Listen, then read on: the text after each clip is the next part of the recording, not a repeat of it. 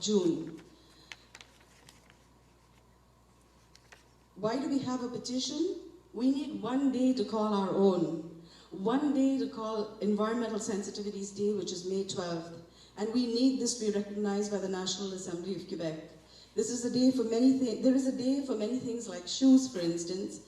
And there is a day for illnesses where there are lesser number of people suffering than those suffering from environmental sensitivities such as Alzheimer's, Parkinson's, multiple sclerosis, HIV/AIDS, epilepsy, etc. Yet the population of people suffering from environmental sensitivities is underserviced by both medical and social services, and community groups such as ours who provide help are not funded. Dr. Mallard explained to you what the canary meant and what the significance of the canary is. In these modern days, we still have canaries, people who are getting ill from exposures to chemicals and other triggers in their environment. They are the modern day canaries. Will we heed their warning? The black hand stands for stop the pollution, and the canary is for a warning that change must come and also for hope that we can heal when we change. I urge you to pick up a button and wear it as a reminder of the suffering caused to people suffering from environmental sensitivities, and tell the story to others so that the story is passed on from one to another until we can all listen to the canary and demand only healthy living as a way of life. I take this opportunity to thank our chair, Dr. Barry Breger. Thank you very much. Dr. John Mallard, thank you. You have helped us understand this medical condition much better, and we also realize why Quebec needs to catch up with certain other provinces in Canada and around the world. Dr. Amir Khadri, thank you very much, and we look forward to hearing from you at the end of the march. Thank you to our partner, CUPER, and all the other groups that supported us, David Suzuki Foundation, Maison du 20e siècle, RIOC, thank you very much, Sebastian, you've been a great help to us. All the environmental health associations across Canada and other important groups. Yeah, it's going to be on the side. It's all been taped and filmed. Yeah, I saw you.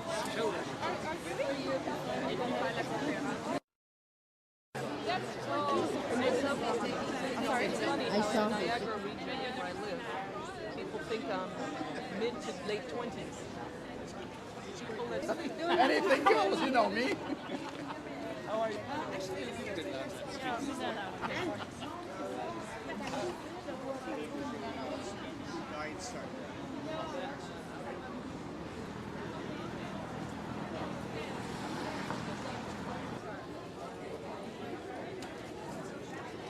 Alors, sans plus tarder, je vais céder la parole à M. Amir.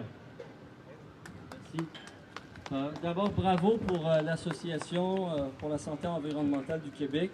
Je viens d'apprendre en plus que vous n'êtes pas seul, il y a aussi un réseau canadien. Je suis content d'apprendre, par exemple, qu'il y a une initiative de la part du Collège des médecins de famille de l'Ontario. Il faut que quelqu'un prenne le leadership quelque part. Dans le cas des pesticides, comme le docteur Molotte nous a dit, ça a été des citoyens du Québec, à Hudson. Maintenant, dans le cas de la santé environnementale, les impacts des produits chimiques, les impacts des champs électromagnétiques, souhaitons que le Collège des médecins de famille d'Ontario puisse nous aider à forcer un peu la porte.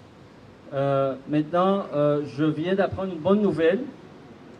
Paraît-il qu'il y a un généreux donateur, un généreux citoyen ou citoyenne qui a accepté d'offrir 25 hectares. Moi, la terre, là, je viens du plateau, c'est pas très fort de ce côté-là. Bref, 1 million de pieds carrés dans une région à l'abri des champs électromagnétiques, avec une municipalité qui, apparemment, c'est-à-dire Mille-Îles, qui ne permet pas pour le moment l'installation de tours de transmission d'ondes cellulaires ou d'ondes électromagnétiques.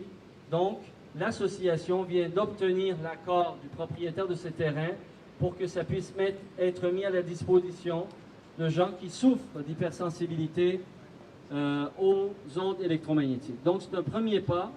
J'invite tous ceux qui sont touchés par ça, tous ceux qui sont frappés par ce syndrome, de se manifester donc le plus rapidement auprès de l'association pour commencer le travail, puis bon, c'est une lueur d'espoir, je pense, importante. Donc, ça fait 2 bonnes nouvelles au moins.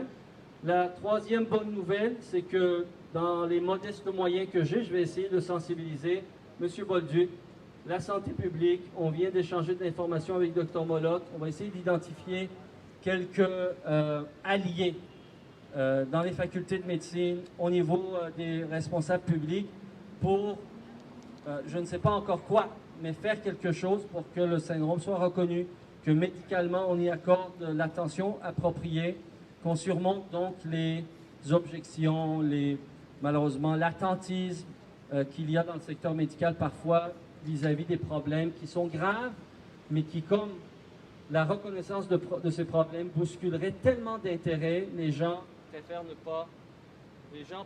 pas trop, disons, ébranler le temple. Alors, merci de votre attention et je vais essayer de me faire le messager de votre parole. Bravo.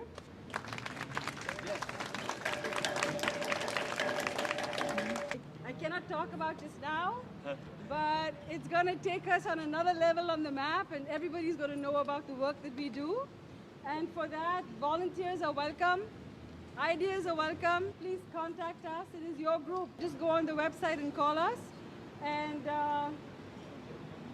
thank you very much to ASEC, to Hypersensibilité, to No More Hypersensibilité.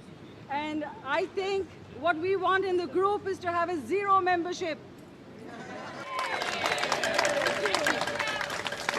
I also want to thank people who come from outside Montreal, come from Ottawa, come from the United States. Yeah. Where have you come from? Sure. From you. Is it okay can I say something to the group? Is that okay? Dans un sens, vous êtes chanceuse d'habiter ici au Québec parce que vous avez une belle loi contre les pesticides. Chez nous, chaque 3 maisons à Boston, dans les banlieues de Boston, on utilise un petit placard jaune qui dit on avait juste appliqué les pesticides. Pour les arbres, pour les moustiques, partout. The reason I have this sexy little pesticide voice right now is that I was walking out of my public library in Massachusetts at 5 o'clock on a Saturday 2 weeks ago, and the guy was basically power washing the lawn with pesticides. He didn't put up a warning sign. There were kids running in and out, and also me, who has been chemically injured from my experiences in New Hampshire. We have followed your brilliant work up here for years. We tried passing laws.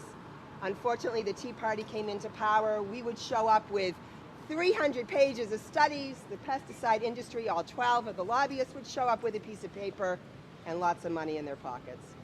So I just want to bring you a greeting from the state and to tell you that we're continuing the work down there.